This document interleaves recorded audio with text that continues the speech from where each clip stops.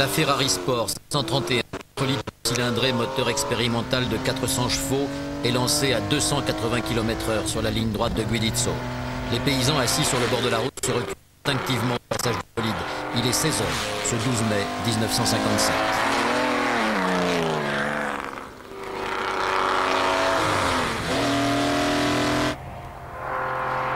Brescia, où va se disputer l'arrivée de ses 24e 1000 milles, n'est plus qu'à une soixantaine de kilomètres.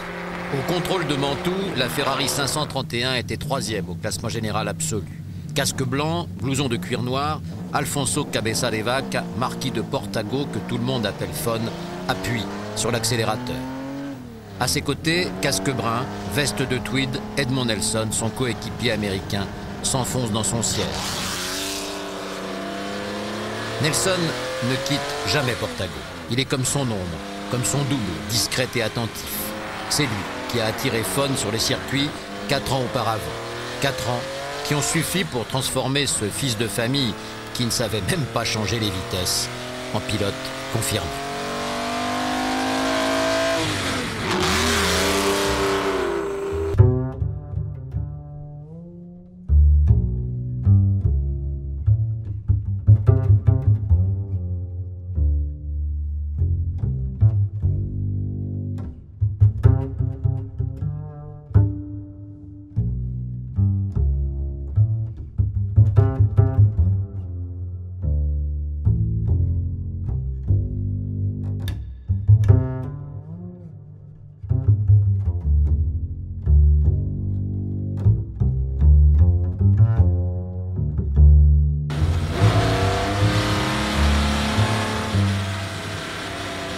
La course tirait à sa fin. Je me trouvais au contrôle de Bologne, le dernier arrêt avant l'arrivée à Brescia.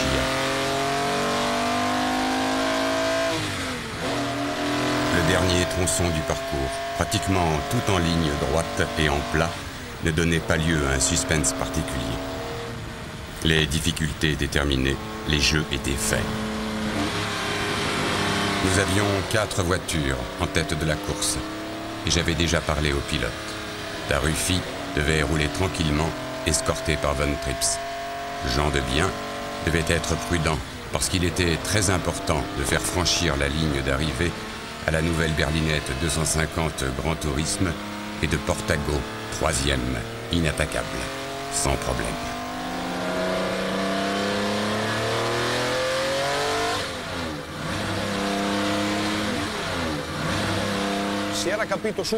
On a tout de suite compris ce qui se passait quand la voiture est venue vers nous, car il y avait des étincelles qui sortaient de dessous.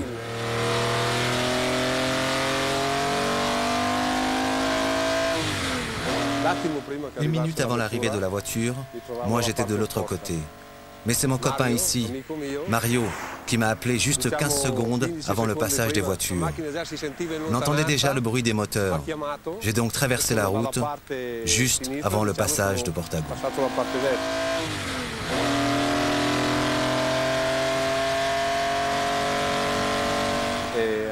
Mario, il m'a sauvé la vie.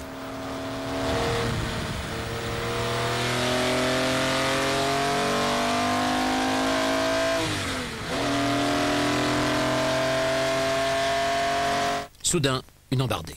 Sa voiture s'est retournée en arrivant presque à Brescia, presque à la fin. La Ferrari s'arrache lourdement à la route, fauche des spectateurs assis sur le talus gauche, percute un poteau, rebondit de l'autre côté de la chaussée et s'écrase, disloqué dans un fossé rempli d'eau. Il est 16h04.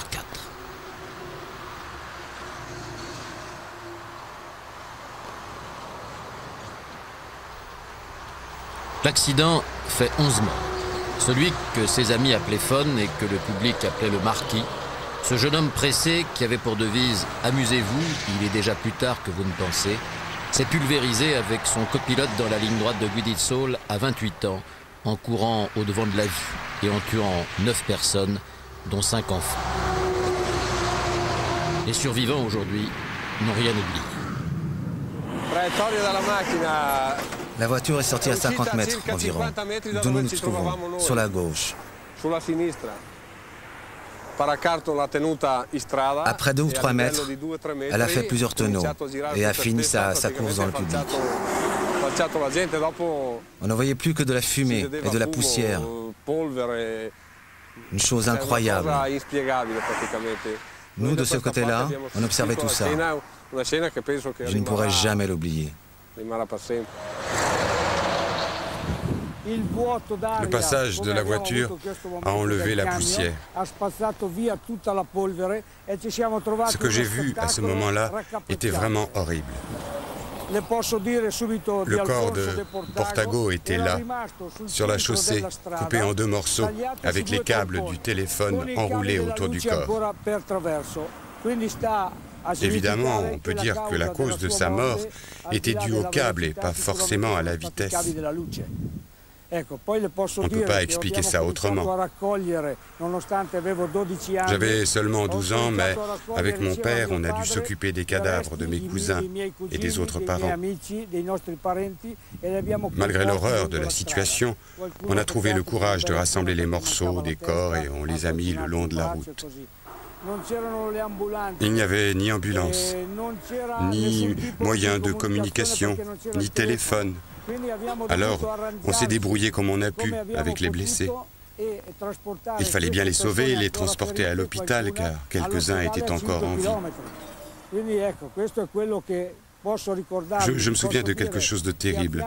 On a retrouvé, à côté de la Ferrari, le corps de ma cousine qui avait sa blouse d'école, mais tachée par le rouge de la Ferrari.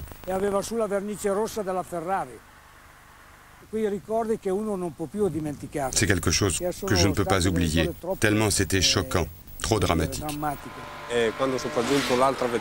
Je me souviens qu'une voiture est arrivée à ce moment-là, après l'accident de Portago. Le pilote s'appelait Munaron.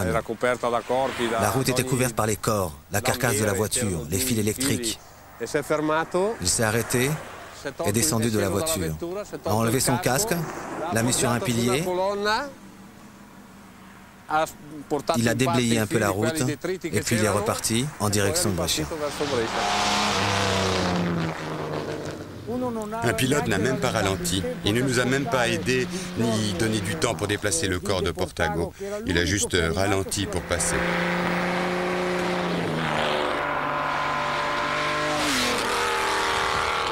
À l'exception du premier pilote qui s'est arrêté, les autres sont passés tout droit. Le premier est arrivé 30 secondes après.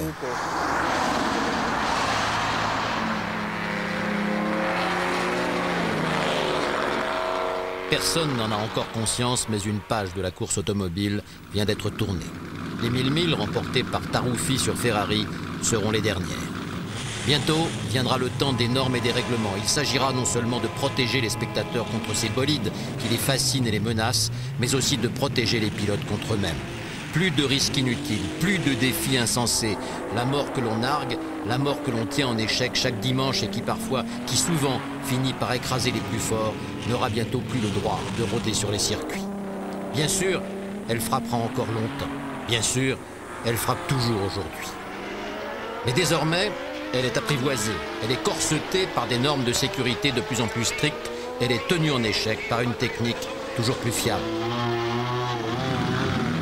Tous les 15 jours, pratiquement, un pilote se tuait à mon époque. Le garçon se tuait le dimanche, nous on l'enterrait le mercredi, le jeudi on jurait toujours qu'on ne conduirait pas, et puis le vendredi on faisait nos valises et on repartait. Et on se retrouvait tous sur le circuit, on évitait d'en parler.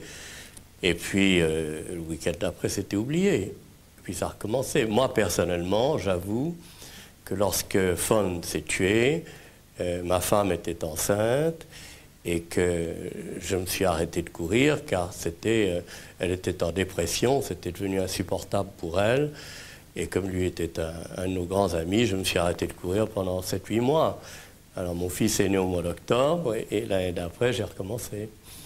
Mais j'ai quand même fini par m'arrêter 2 ans plus tard, en fin 59, parce que si je ne m'étais pas arrêté, j'étais complètement irresponsable, que ma femme ne dormait pas, que les médecins avaient dit ou vous arrêtez ou vous séparez, mais il faut prendre une décision.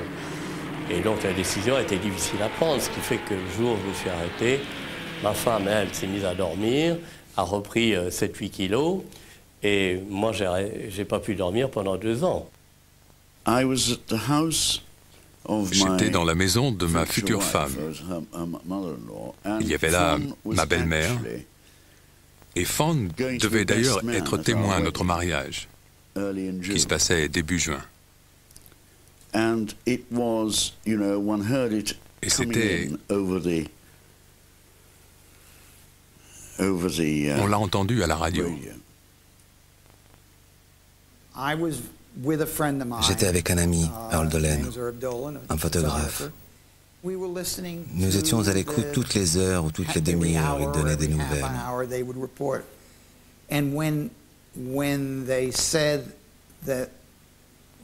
Et quand ils annoncèrent que Fawn avait eu un accident avec Eddie, qu'ils étaient morts, fauchant avec leur voiture 11 personnes, j'étais en état de choc. J'étais très triste. Parce qu'encore une fois, c'était un grand ami, presque un parent. J'ai appelé sa femme qui, je le savais, était à New York. Carol, je suis désolé. Elle m'a répondu, Tom, que se passe-t-il? Qu'est-ce que tu veux dire? Elle m'a appris que des journalistes l'avaient contacté pour lui demander des renseignements sur Fawn. Je lui ai répondu, mais ils ne te l'ont pas dit? Non, dit-elle. Alors je lui ai annoncé, eh bien, il a eu un terrible accident et il est mort.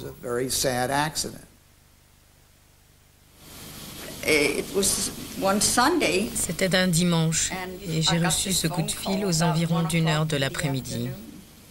Il m'a dit, Carol, je suis désolée de vous l'annoncer, mais Fawn a été tué.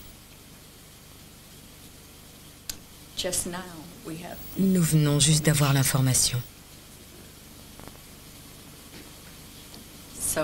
Donc, je lui avais parlé la veille.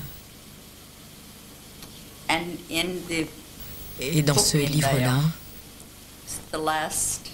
la dernière chose qu'il a écrit, il a écrit le nom de sa mère et mon nom, pour le cas où il se passerait quelque chose. Donc, sur un bout de papier, là. On a pris l'avion et j'ai demandé à ma mère, mais où allons-nous? Pourquoi est-ce qu'on prend l'avion et pourquoi tu n'arrêtes pas de pleurer? Parce qu'elle n'arrêtait pas, mais c'était pleurer, pleurer. Et puis elle me disait, je te dirai sur l'avion. Et puis sur l'avion, c'était à l'époque où on dormait dans les avions, on avait des grands lits. Alors on était dans l'avion et j'ai dit à ma mère, maman, tu vas me dire pourquoi tu pleures, pourquoi est-ce qu'on y va? Bon, je te dirai, non, je te dirai tout à l'heure ou je te dirai demain matin. Et le lendemain, sur l'avion, je dis, maman, parce que ton père est mort et on va le chercher, on va à l'enterrement. Voilà. Cela semblait être vraiment la chose la plus terrible qui puisse nous arriver à nous tous. À l'office funèbre, j'étais un peu choqué, parce que quelqu'un que j'estimais beaucoup, je ne me rappelle plus maintenant de qui il s'agissait, avait dit « Fawn nous a quittés et c'est quelque chose de terrible. Mais le monde se souviendra de lui, tel qu'il était à 28 ans, de ce qu'il a accompli, son style remarquable et de tout le reste. Quant à nous tous, nous ne deviendrons que de simples vieillards et personne ne pensera jamais rien de nous. » Sa vie était si trépidante, si passionnante et si brillante qu'il n'aurait peut-être pas pu continuer ainsi plus longtemps. Vous comprenez? Là, il était au sommet de sa force et tout ça. Il aurait pu être malheureux après. Et l'enterrement, c'était assez émouvant parce qu'il y avait beaucoup de monde, beaucoup de gens sont venus, des gens qu'on ne connaissait pas, des gens de la rue qui bordaient le chemin. Voici tous ces gens qui bordaient les rues, qui venaient de l'aéroport de Barajas à Madrid. Il y avait des gens dans la rue. Je n'avais jamais vu une chose pareille. J'étais un enfant normal, j'allais à l'école et vivais à la maison. Et tout d'un coup, il y avait une foule d'inconnus qui pleuraient. Et c'était ça qui était exceptionnel. C'était pas l'église, c'était pas le cercueil, c'était pas les bougies, c'était pas les gens en noir, c'était pas ça, c'était... Tout d'un coup, il y avait une foule de gens inconnus qui était sorti venir voir mon père. Un choc terrible. Lui,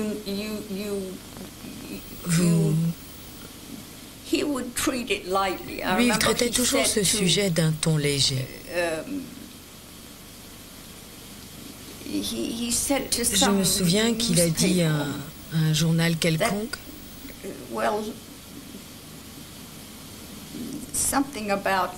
que quelque chose dans le genre, que j'allais devenir veuve.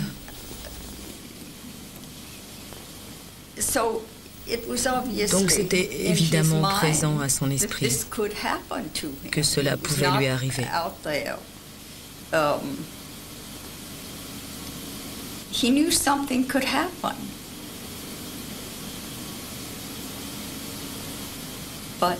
Mais on ne peut pas changer les gens. Ils sont comme ils sont. Et après tout, quand il m'a demandé en mariage, il m'a dit « Je ne peux pas attendre ». Donc, il s'est peut-être rendu compte très jeune qu'il n'allait pas vivre très longtemps.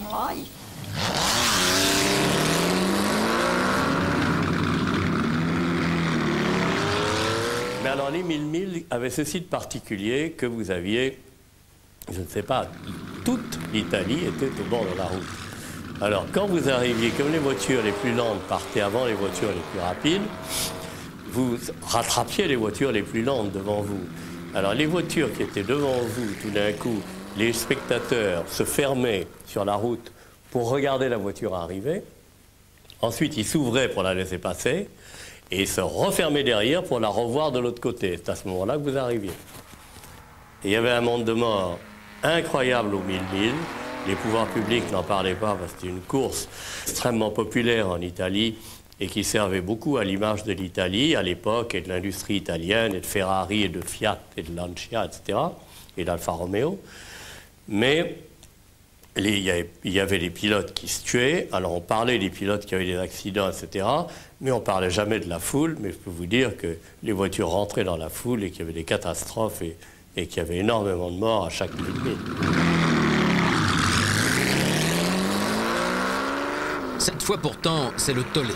La presse consacre ses gros titres à l'accident de Guidizzolo. Arrêtez le massacre, plus de bolides sur les routes ouvertes au public. L'émotion est considérable. Mais elle n'a pas été provoquée par la mort des spectateurs, ni par le deuil de tout un village, ni même par les enfants qui figurent au nombre des victimes. Non, ce qui a attiré l'attention des journalistes étrangers sur les 1000 milles, c'est la disparition de Portago. Ce qui a déclenché leur colère contre la course la plus dangereuse de l'époque, c'est la mort du marquis.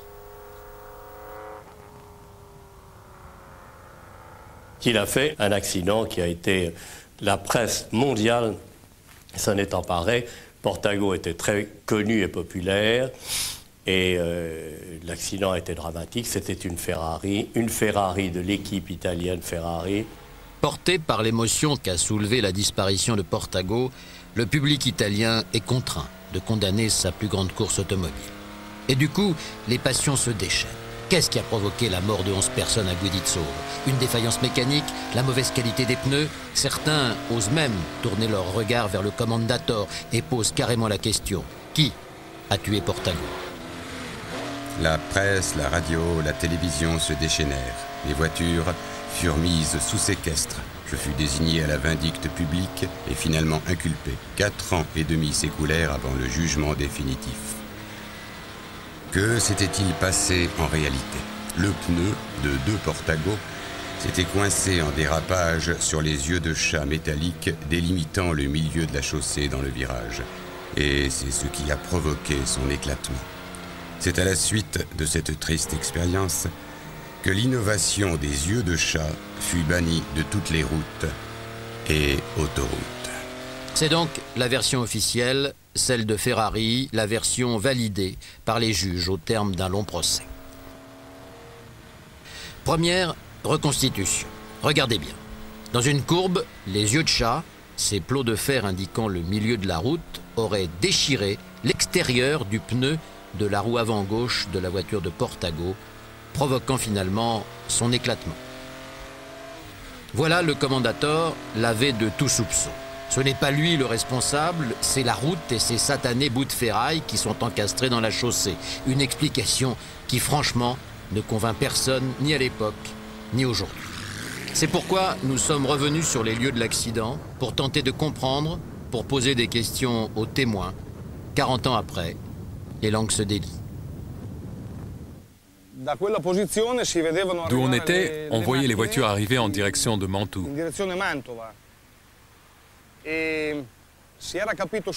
On a tout de suite compris ce qui se passait. Quand la voiture est venue vers nous, car il y avait des étincelles qui sortaient de dessous. On entendait le bruit de quelque chose de métallique qui frottait l'asphalte. Une plaque métallique a fini contre le mur, enfin, plutôt contre le pilier. Environ 20 minutes plus tard, la radio a annoncé que la Ferrari de Portago avait fait une sortie de route à Guidizzolo. Environ une heure et demie après, en rentrant à la maison, on a vu dans la rue la plaque de métal de la voiture qu'un gendarme avait mise de côté. Et en passant devant, mon père a dit à mon frère de la prendre. On l'a prise et mise dans notre garage. On l'a gardée, ma famille et moi, jusqu'en 1965, jusqu'au moment où on a déménagé. Mon père l'a finalement jetée avec des vieux trucs qu'on avait dans le garage.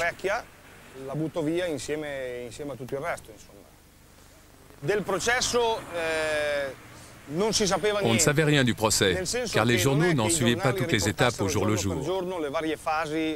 On n'a rien su. Ce n'est que 2 ans plus tard que l'on a appris que M. Ferrari avait été innocenté. Pas plus que ça. À ce moment-là, on n'avait pas pensé que la plaque métallique pouvait avoir endommagé le pneu de la voiture. Parce que l'accident a eu lieu 10 km plus loin.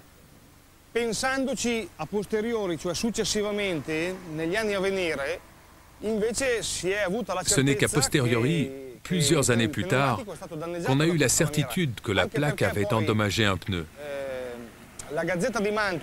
Et aussi parce que la Gazzetta di Mantova a publié les photos. Et elle montre bien que le pneu arrière gauche a été coupé à l'intérieur et non à l'extérieur, comme l'avait dit M. Ferrari au procès.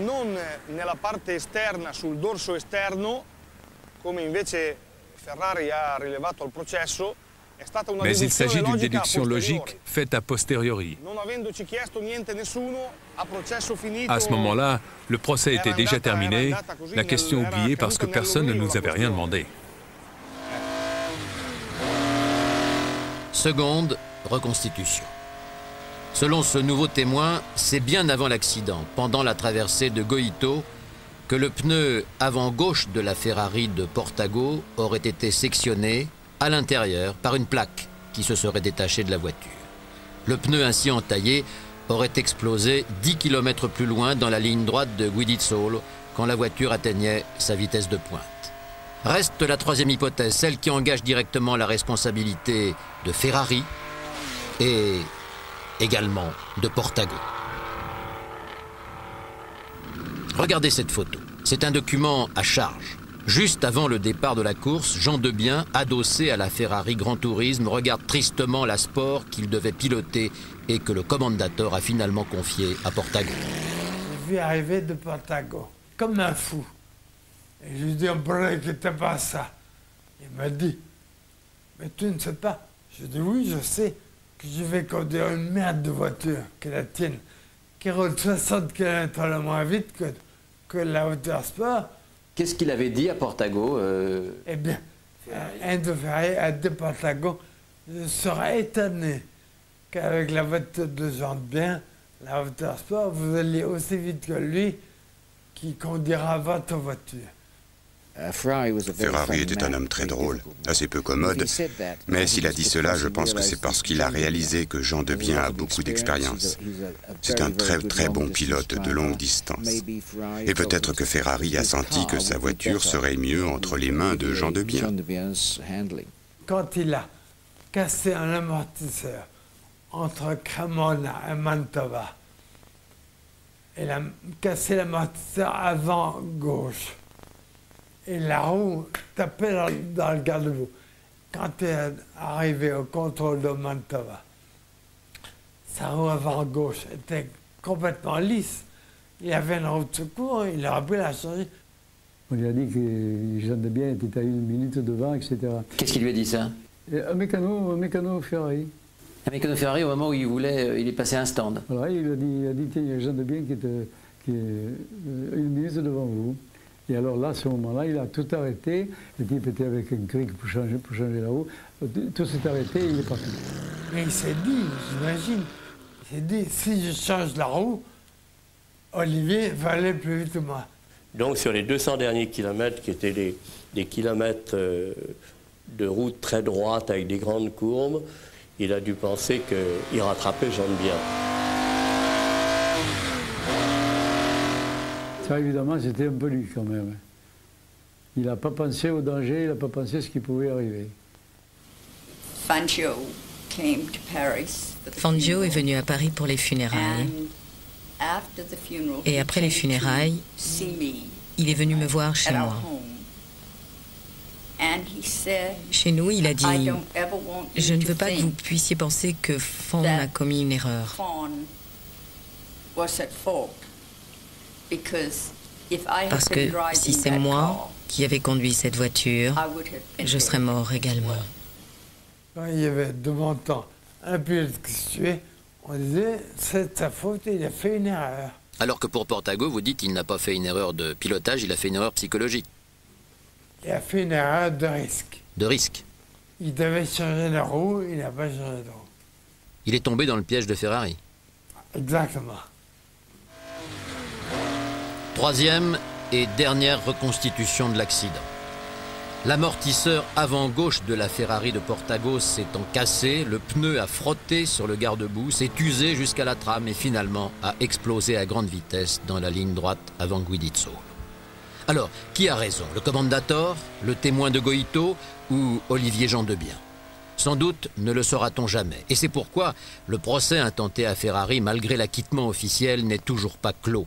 Les pilotes en débattent encore aujourd'hui. Ferrari, pour lequel j'ai le plus grand respect, qui était un homme extraordinaire, je pense qu'il avait peu de respect pour ses pilotes, que la vie de ses pilotes importait peu, qu'il l'a sacrifié assez allègrement. Et le genre de phrase qu'il avait quand on lui disait que les pilotes se tuaient beaucoup sur des Ferrari, il disait oui, mais les Ferrari accomplissent beaucoup plus de kilomètres en course que n'importe quelle autre marque. Tous les pilotes qu'il avait, il cherchait à les dresser les uns contre les autres sous prétexte de les faire aller plus vite. Bon, il en a fait tuer beaucoup, hein, beaucoup. Et alors, ceux qui avaient plutôt, je ne dis pas un pois chiche dans la tête, mais qui n'avaient pas trop de réflexion, il se laissait aller à ce truc-là. Il avait essayé avec Ascari et Villoresi, qui étaient deux grands copains, il n'a jamais réussi. Et il a essayé avec Gonzalez et moi-même, il n'a jamais réussi parce qu'on était trop copains et tout et tout. Il jouait aux chaises musicales, tu comprends? Il y avait, à ce moment-là, pense donc que c'était pas deux voitures comme aujourd'hui, il y avait quatre monoplaces. Et ben, comme par hasard, comme il avait 4 ou 5 pilotes, très forts tous, et ben, il s'arrangeait pour que quand même il y ait une espèce de lutte, notamment aux essais, une lutte d'influence pour savoir qui faisait les meilleurs temps, et il ne donnait pas toujours sa meilleure voiture au meilleur. À mon sens, il a fait cela parce qu'il voulait que les gens réalisent que la meilleure voiture au monde était une Ferrari. Si vous la confiez à Pierre, à Paul, ou si vous la confiez à Fangio, Gonzalez, Osborne, à Collins, à Castellotti ou à Musso, cela importe peu, c'est une Ferrari qui gagne. Elle n'est pas là pour le pilote qui l'a fait gagner. Et je pense que c'est son raisonnement. Il avait une technique mécanique excellente. D'ailleurs, nous avons gagné beaucoup de courses, mais il avait une technique humaine que je n'admets pas. Un an après cet accident, donc Peter s'est tué. Il courait sur Ferrari. Est-ce que Louise n'a pas l'impression que, là aussi, Ferrari avait poussé Peter à un peu trop. Non, je ne crois pas. Je ne dirais pas que la mort de Peter soit le résultat d'une trop forte pression exercée par Ferrari. Je ne le pense pas. Je n'ai pas l'impression d'avoir eu de bonnes relations avec Ferrari, mais il était toujours très, très gentil avec moi. C'est triste qu'il ait été irrité de mon mariage avec Peter, du fait que Peter se marie parce qu'il pensait que Peter levait le pied à cause de cela. Mais je ne le pense pas. Il ne m'en a jamais rien laissé paraître, ni par ses manières, ni par ses paroles. Il était toujours courtois envers moi. J'aimais beaucoup Ferrari. C'était un homme charmant, je pense. À l'origine, quand on m'a demandé de piloter une Ferrari, je me suis signé et me suis tourné vers Modena. Mais ensuite, j'ai eu un désaccord avec M. Ferrari parce que son éthique et la mienne étaient différentes. Et j'ai juré que je ne courrais jamais pour Ferrari. Je dispute des courses parce que j'aime ça. Et se disputer avec M. Ferrari ou qui que ce soit d'autre, ce n'est pas pour le plaisir. Mais je le respecte pour ce qu'il a fait. Je pense que Ferrari a plus fait pour la course automobile que qui que ce soit d'autre, avec les voitures qu'il a construites, leur beauté, le son, et simplement l'ensemble de son travail. Pour moi, une Maserati est plus facile à conduire, mais je pense qu'une Ferrari est plus solide, plus fiable. Je n'ai jamais vu de voiture Ferrari avec laquelle un pilote se blesse à cause d'un défaut mécanique. J'ai eu sur une Lotus 5 des roues qui sont parties des roues d'autres voitures, des freins défectueux, enfin tout, des wishbones, Ferrari jamais.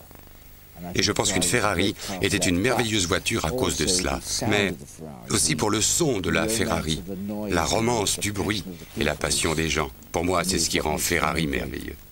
La musique du moteur Ferrari. Exactement, oui. Ça a été sans doute le plus grand adversaire de Ferrari. C'est curieux de l'entendre dire ça aujourd'hui. Je pourrais vous dire, on doit ressentir une certaine dose d'affection pour son ennemi. Et mon ennemi, c'était Ferrari, ou de battre ses voitures. Et si ces voitures n'avaient eu aucune valeur, mon succès n'en aurait pas non plus. S'il est facile de battre quelque chose, ce n'est pas bon. Et si vous sentez que le challenge en vaut la peine, alors vous respectez la personne que vous défiez. Et en cela, je pense vraiment que Ferrari était formidable.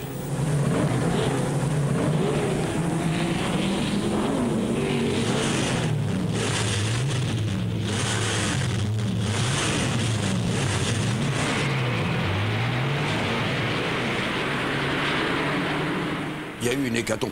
En 55 et 55 et 56, je crois que Ferrari en a perdu 10.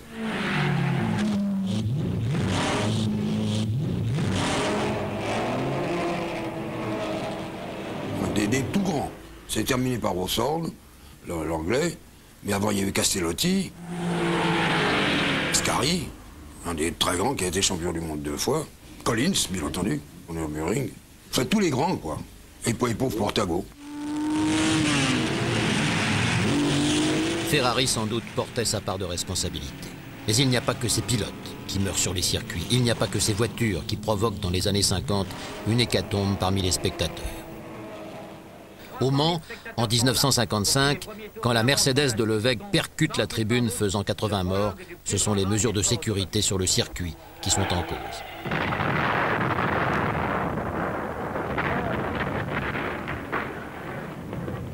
La mort est passée. Les gendarmes improvisent des linceuls.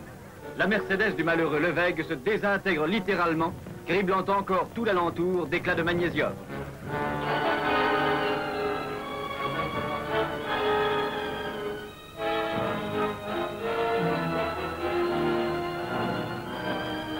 Durant près de 3 heures, les ambulances, les sauveteurs, les brancardiers transporteront les victimes vers les hôpitaux par les routes heureusement restées libres parce que la course continue. Au 1000 en 1957, quand la Ferrari de Portago fauche des spectateurs sur le talus, il y a certes eu une défaillance technique ou humaine, mais c'est aussi la présence du public sur les routes qui est responsable de la mort de 11 personnes.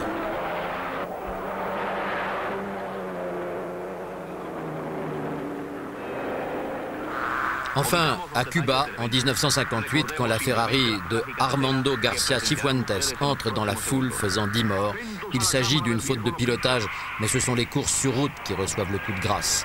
Elles vont être supprimées parce qu'elles sont trop dangereuses.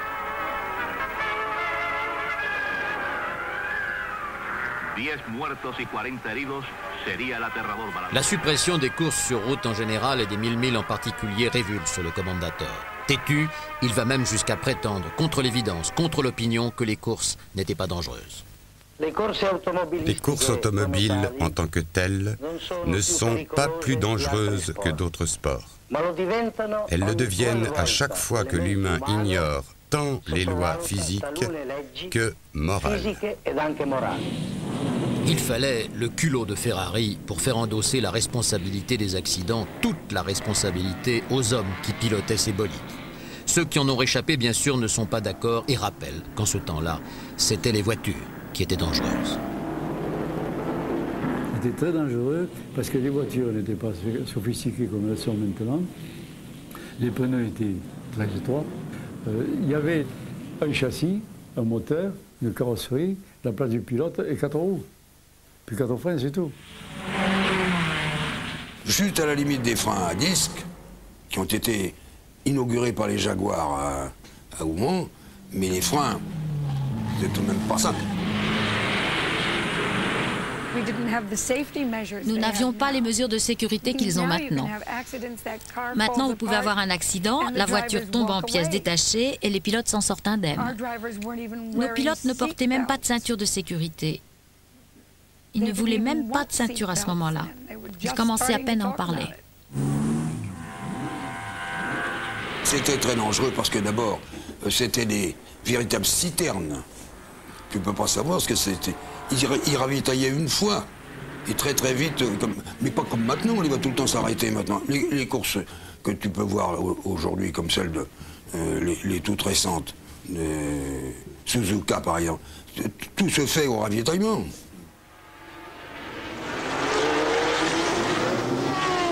Des voitures qui sont aujourd'hui beaucoup plus sûres et techniquement parfaites. De véritables mécaniques de précision. Ce que les anciens pilotes, curieusement, semblent regretter. À Spa, suivant la même voiture, vous prenez le meilleur pilote et le plus mauvais pilote sur la même voiture. Donc à mon époque, il y avait de 12 à 15 secondes d'écart sur un tour. Aujourd'hui, vous faites la même chose, vous avez 2 secondes. Donc c'est la facilité. C'est pas la question du pilotage, c'est la facilité. C'est la voiture qui court. C'est la voiture qui tient pour vous. Elle vous pardonne beaucoup de choses que vous faites. Dans le fond. Tandis qu'avant, elle ne pardonnait rien. À moins de bêtises, paf, ça a été.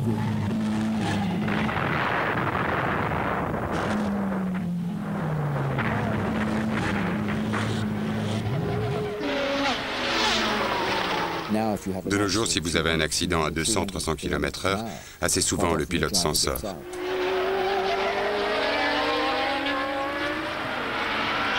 À cette époque, ce n'était pas le cas. Et quand vous aviez un accident, très souvent, la voiture prenait feu.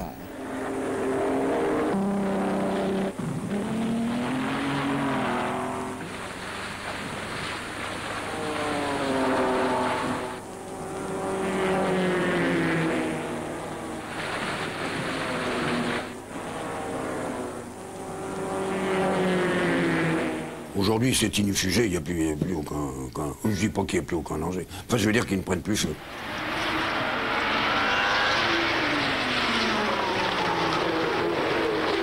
Actuellement, c'est tout électronique, c'est quelque chose d'épouvantable. C'est contraire à la normale, à mon avis. C'est pour ça que je vous dis, si j'étais beaucoup plus jeune et que je cours encore, je n'aurais pas de plaisir à piloter ces voitures-là. Elles sont trop sûres. Et alors, quand vous faites un truc qui est trop sûr, il n'y a pas d'intérêt. Si vous le faites et qui n'est pas tellement sûr, quand vous avez fini, vous dites « Oh, c'est bien, je suis content de moi, par exemple ». il y avait beaucoup d'aficionados qui allaient aux courses pour voir les voitures, tellement elles étaient belles. Hein.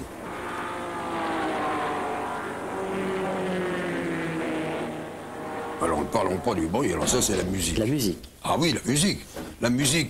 La musique d'une voiture Japon, avant de prendre le départ, par exemple.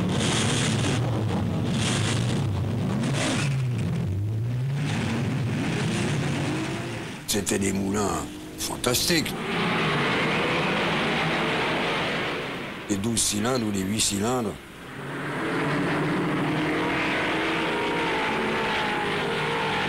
C'était une musique inoubliable et différente. L'Alfa n'avait pas le bruit de la Ferrari, par exemple. Les Jaguars, très spécial, sifflaient. Les yeux fermés, on reconnaissait? Ah oui, oh bah oui, les yeux fermés. En plus que les yeux fermés, on reconnaissait également le type qui écrasait. Hein. Le pilote qui, à une certaine courbe, continuait à garder le pied. Ça, c'était la chose aussi. On l'entendait. Le grand pilote, on l'entendait. On l'entendait à la note tenue. Coupez pas.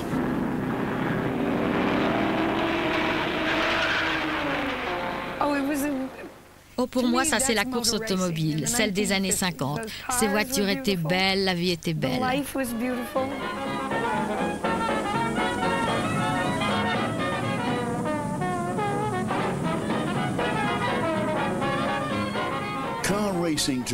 La course, pour moi, ça veut dire mes vieux amis. C'est, je le répète, une époque. Le style, l'attitude des gens, les voitures elles-mêmes étaient toutes tellement différentes. On avait une grande amitié et un grand respect les uns pour les autres, qui ne semble pas être tellement le cas aujourd'hui. On était tous copains, dans le fond. Tout le monde parlait toutes les langues, ce qui facilitait beaucoup notre communication qui, à l'époque, aujourd'hui aussi, il parle toutes les langues, puisqu'il court dans tous les pays, mais nos relations étaient beaucoup plus amicales et fraternelles.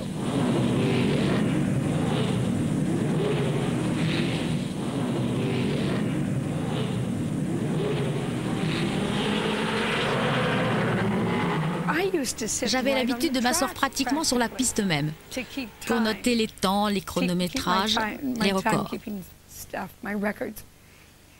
Et tel que c'est maintenant, vous ne pourriez plus vous en approcher. Oh, tout le monde se baladait autour dans les stands. C'était un endroit très détendu. Et maintenant, je crois que tout est vraiment strict.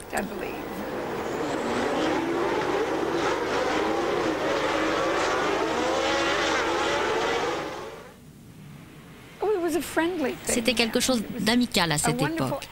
C'était une atmosphère formidable autour des courses. C'était gai et il y avait beaucoup de rires. Et beaucoup de ces rires cachaient probablement des inquiétudes. On était un clan de gens, ça ne veut pas dire qu'on n'avait pas l'esprit de compétition et qu'on ne se détestait pas dès qu'on était au volant de la voiture. On ne se faisait jamais de cadeaux en course. Mais on ne se faisait jamais de vacherie. C'était de la correction la plus parfaite. Un pilote, par exemple, remontait, cédait le passage, etc., qu'aujourd'hui, s'il pouvait mettre un barrage, il le ferait.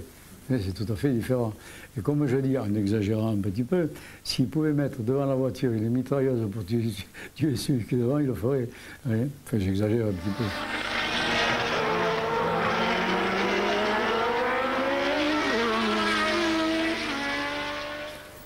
Je pense que le problème dans la compétition de nos jours, c'est que le pilote n'a plus de respect que pour son salaire.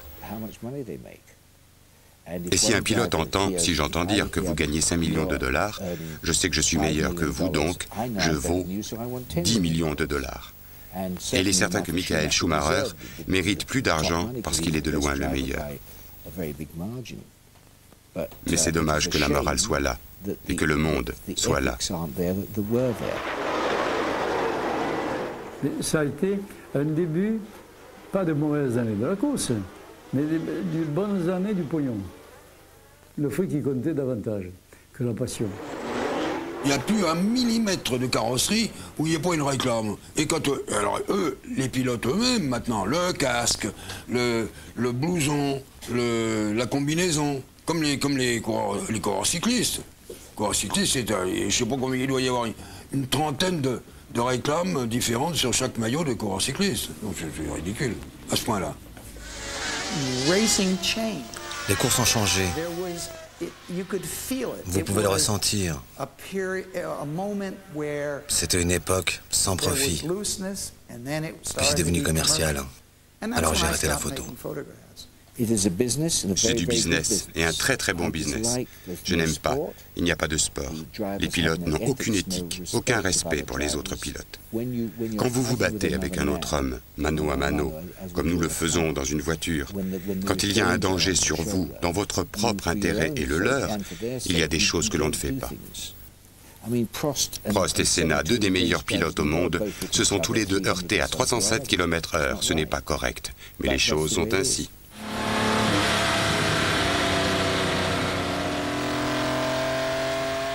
Personnellement, je conserve le souvenir de l'allure de seigneur qui se dégageait toujours de son aspect négligé, tout à fait recherché. Peut-être Portago a-t-il, en nous tirant sa révérence, tourné la page des années d'aventure, de passion et de Dolce Vita.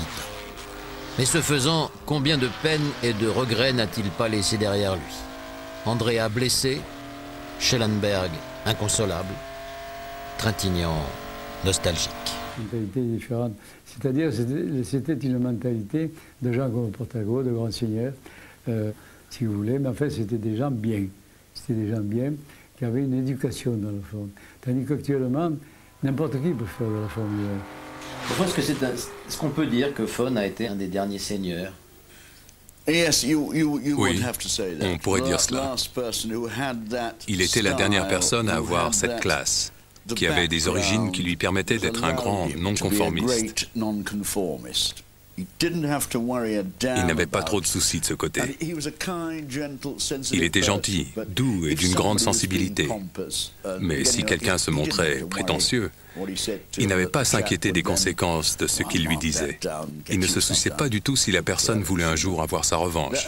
Il s'en moquait éperdument. On a besoin d'hommes comme ça.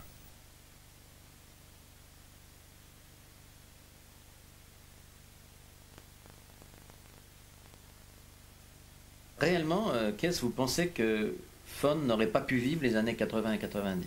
Non. Non. Absolument pas. Je veux dire, il aurait détesté ce qui se passe aujourd'hui dans la Formule 1. La compétition sérieuse, il l'aurait exécrée. Il n'aurait pas voulu y participer. Et d'ailleurs, il n'était pas du tout préparé mentalement à cette race de gens impitoyables qui ne pensent qu'à l'argent. Régler les choses vite fait. S'il y a un accident, ça passe. Alors qu'à l'époque de Von, un accident aurait certainement tué l'un d'eux. Mais de nos jours, les voitures sont tellement spécialisées et les gens font suffisamment d'estimation pour s'en tirer. L'âge d'or était son ère à lui. Et c'est bien d'en rester là, parce que c'était vraiment quelqu'un. Il était généreux, il avait de la classe, et il ne trompait personne.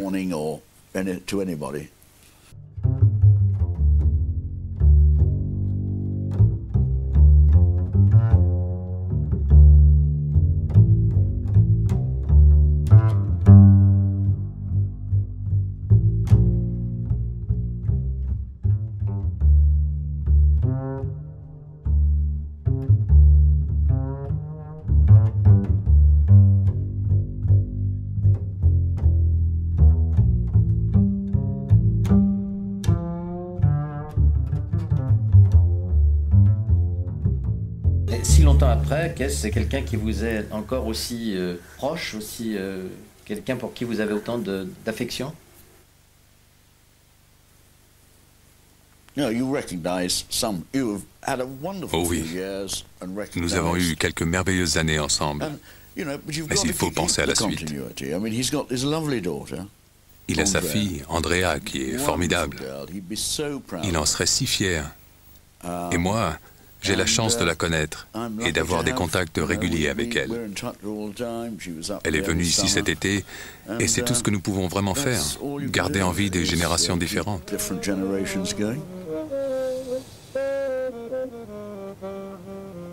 Quand il est mort, même que j'ai assisté aux funérailles, à l'enterrement, un an plus tard, on était aux États-Unis au petit déjeuner et j'ai demandé à ma gouvernante, mais où est papa? Quand est-ce qu'il va revenir? Et puis ma gouvernante s'est fâchée avec moi, elle m'a dit, mais quoi, c'est pas drôle, c'est pas une blague. Et puis elle a compris que vraiment pour moi, j'ai pas compris qu'il était mort, parce qu'à 6 ans, on comprend pas vraiment qu'est-ce que ça veut dire, on comprend pas que la personne ne revienne pas. Et comme lui, il était tout le temps parti, ça me semblait tout à fait normal qu'il était parti pour... Mais au bout d'un an, quand même, c'était plus lent que d'habitude. Et c'est comme ça que je me suis rendu compte qu'il était mort. Voilà. Si Andrea ne demande plus aujourd'hui, comme elle le faisait petite, quand Fawn va venir la chercher, c'est parce qu'elle n'ose plus. Mais on sent bien que la question lui brûle encore les lèvres.